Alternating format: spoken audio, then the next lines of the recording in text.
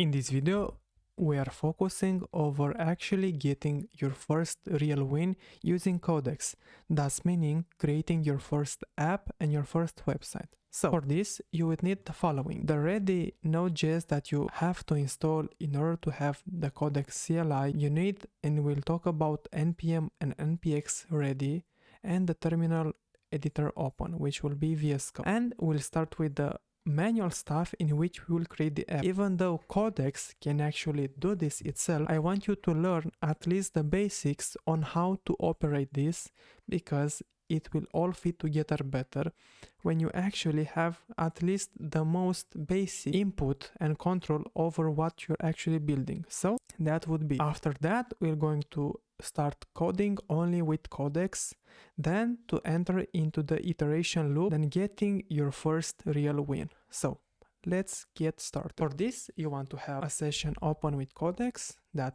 you can see from our previous video, but a little caveat here. Since for creating an entire app, having the free subscription won't be enough, I'm sorry. So for this tutorial and to go on from this phase, we are going to switch to a plus subscription, which is the $20 one, because in a free one, you just don't have enough usage and you would need to just iterate into account 1, 2, 3. And I suggest that if you just want to learn, you can keep on doing things with the free part. Just learn the basics, go to the commands, install the apps, and watch the other parts. It's really useful so that you know. But if you have the budget, go for the plus. You will learn faster and you can just start to create apps, work on them, and get by. In another series, I will just go and teach you how you can use other tools for free so you can learn this type of coding, basically the vibe coding, using CLIs and everything for free. So now that we got this clear, you would need two terminals. First one with a codec and another one that would just make you create your new. And for this, we just want to use the command that's right here with npx create next app. A next app is basically an app that you're going to use on your actual machine. It's the simplest way that you can actually start and create something. We're talking about a web application, a website as many call it, built with Next, which is a simple language that's built on React, which you will hear a lot about, which is built also on the famous JavaScript. That's the main building block for most of the websites you're actually using as of right now. So just as a short concise, you have Next.js that's built upon React, that's built upon JavaScript, and this is the actual language. Now, in order to create it, we just need this command. So just copy and paste it and name it. And we'll name it Codex App for YouTube. Just type it, whatever folder you're in, and then it will ask you the following. Would you like to use the recommended Next.js default? Yes, we would like to. Just press enter, and that would be the installation would start, and you would see the following little lines that would just load for a little bit until the app is actually ready. After that, you would just want to click on the app, and you can see here the file. That's what basically you're working with, and these are some general files that get created when you actually create any new app. Things like package.json, readme, TypeScript config, etc. Also, it created because of an actual skill that I have, both agentsmd and claude.md, but we don't have to worry for them as of right now. But you'll know that agentsmd is the most important file from the previous video. Now we just want to go over whatever is in app, because this is the most important part. This is where the actual magic and changing are happening. The public is also pretty important because the actual files that live here, like images for example, are getting pulled out from this pool. So think of it like the assets folder and the actual coding folder. The rest you don't really need and you don't want to know as for a beginner. You will learn more throughout working with Codex and working on actual projects. But for the beginning, that's what you want to see. And you don't need a lot more. And just as a simple reminder, whatever this termination is after the dot, it's the type of file that attributed to this specific information. Basically, a file stores an information in a format. And for this is SX, CSS, which is for design, and so on. SVG, which you can actually maybe know from other parts, and the MD, which stands for Markdown, which is a simple text format. Now, to actually start and work and control the app, you want to hit up CD, as you can see right here in the actual app. Let me open up a new terminal, so this will be clear. You want to open up CD, just type CD like this, and then you can just copy the path for the actual app and then paste it right here. What this will do, it will take it from your current file that you're working on or folder and put it into your next path. So as we press enter, you will see that right now we are inside of Codex app for YouTube. And here, if we actually want to start the app, we want to type npm run dev, and this will basically run the app in our computer locally. So when you press enter, you can see the following: Next.js and our version and the local.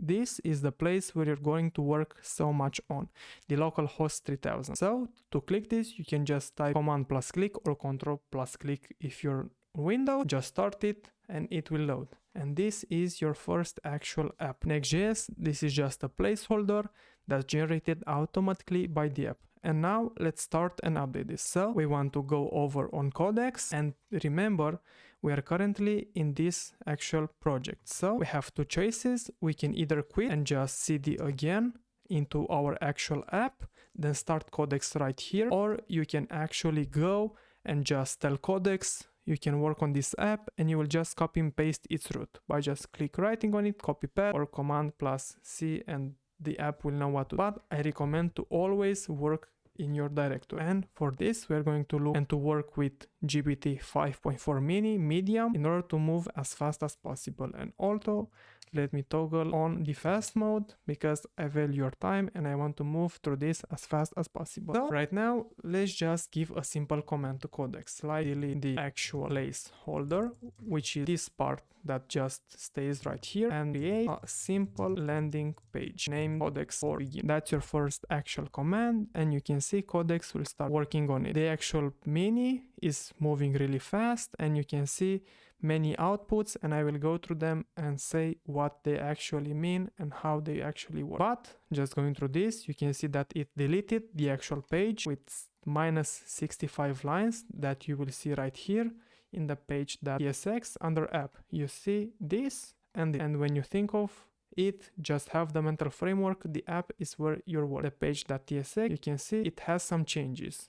Even this blue line right here basically shows the changes that are being done, just so we have some more visual feedback. And right now Codex just started to do a thing on its own, pretty interesting. And you can see that it started to just go over it and inspect it. That's because I have a global agent, that MD file that works about this and tells Codex you want to audit whatever changes you are making. But just as a go through, within this you have the following. First, Codex read its agents.md file, then it ran some console commands, basically bashes, in order to see what's happening. Then it read those actual files, it got the idea of whatever is happening, listed the docs, ran a git which is basically the cloud part of the code that's currently not configured, which we will go over in the next video, and then just read the absolute app files for the design. Now that it got the context, it started to change code. And what it done, basically it removed the old code and started to code something new. As you can see, new lines added, and these lines are whatever it's happening. You don't really know, at least for the moment, to know all of this stuff. If you have any question and want to learn more, you can just copy paste this and ask Codex about it. Like,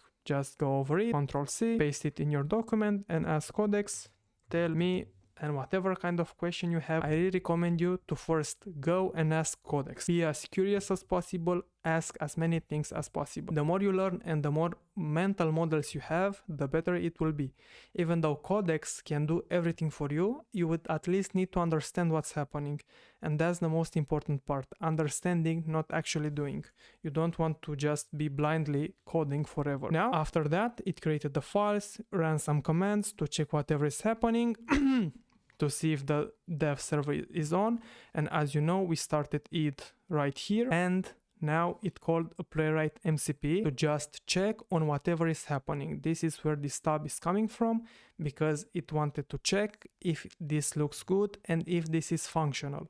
Basically, I have a fallback configured inside of Codex that creates an app. After that, it also verifies it, confirms if it's okay, then goes back at it. This is a feedback loop that I will go on how to configure and how to use it. It's really important. And the final result is that the mobile layout is fine, everything looks good, and this is the output. Whatever has changed, whatever was verified. And now it just asks us how to make it minimal, bold, or tutorial-like. But let's check it on our browser, and as you can see, we have the page Codex for beginners, start with the basic, and For that, you just created your first actual application just with this little line. And just to be more extra for this, we want to have a rainbow color button right here. So you just want to take a screenshot, copy and paste it, and let Codex do the change. And they will add a rainbow call to action button. And if you see, it's already being done right here. So that's how it works, and it will also start and check it out. Now,